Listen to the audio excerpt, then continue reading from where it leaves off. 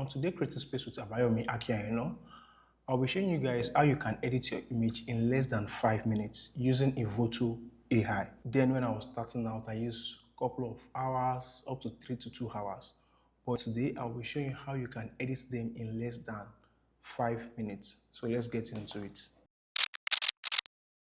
So the first thing I'm doing is I'm trying to color grade this image using Photoshop. So I process my image first on Photoshop before taking it to EVOTO, but it's less than 5 minutes. So I'm going to be going to my profile, which is my camera profile. Then I go to my camera matching. I don't use Adobe Raw. And if you have not watched a couple of my previous videos, you can go back on YouTube, Instagram to watch them, where I talk about the color grading, like how you can color grade your image very well. So on this color grading, on this camera matching, I'll be using standard or vivid or either portraits. But I want this image to have a very good tone, like a very, very good tone. Then I just come to standard or probably vivid. But now I think standard is way better than I just click on standard. Another thing again I do in my previous video, which I mentioned, is saturation. I pop it a little more. This allows the image to have a bit of colors in it and not doing it too much. Before now, I basically used to use vibrant colors. I basically used to use vibrance and saturation, but they make my image too colorful. But with calibration, I just go to blues, then I pop my saturation a little. It makes it very real and very good. That's all I do for camera processing. Then I check my color matching, 16 bits, 300 MP. You can see camera matching preference. Then I process the image and I open it. So when you open your image, it always comes with this XMP file. So what does XMP file means? Maybe you used to color grade your image or you process your image yourself and you want a retoucher to help you to retouch this image. You can send them the raw file with the XMP file. So the person will go with the format of how you process your image. Yeah. So after this, the next thing is I can just save it as TIFF because I'm not doing anything here. I'm just processing my image on Photoshop. So now I just save Command S. As simple as that. Command S, then I save as TIFF. Then the next thing I'm doing is I can replace the image as TIFF. Okay. So the next thing I'm doing is I'm going to my EVOTO app, then I'm opening it. This is where the real work happens. So in less than 5 minutes. But one thing about EVOTO is most people overly do it, and that is the problem they have. I've had a couple of friends that say, oh, I don't like using EVOTO, it looks too much edited, it looks too somehow.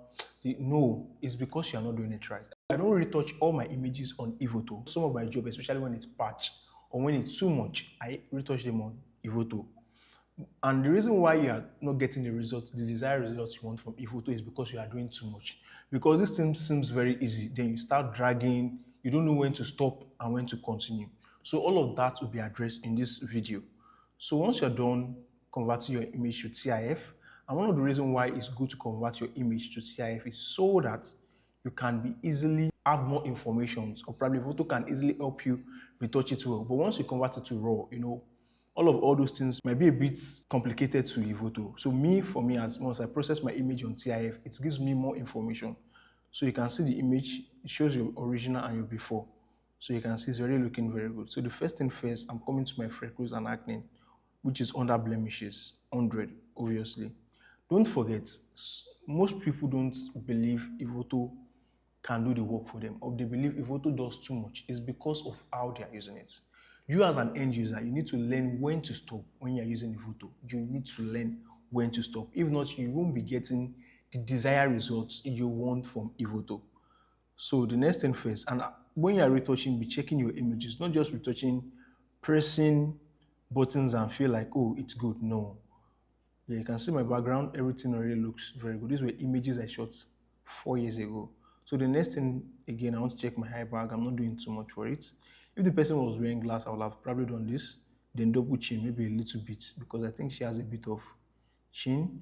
So I also will come to my blemish remover, then come to body blemish. Yes, this is body blemish. I'll just come to body blemish. So what that does after using freckles and acne is this. Some of the blemishes on our body will be removed instantly. Once you use your body blemish remover, you can see it under here, body blemish remover. Let's check before, after, before, after, before, after. Another thing again is this, when you're done with EVOTO, you can take your image to Photoshop to do little adjustments. But in most cases, if you are able to, if you watch this video to an end, you don't have to take your image to Photoshop.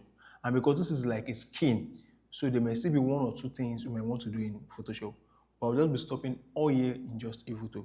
So the next thing again is we want to retouch the skin. So instead of using your frequency separation, taking your time, you can just come to skin retouching under EVOTO, then come to EVO. So for dodge and bone, we have different types of dodge and bone. We have global dodge and bone, we have micro dodge and bone, and we have brightening and highlighting.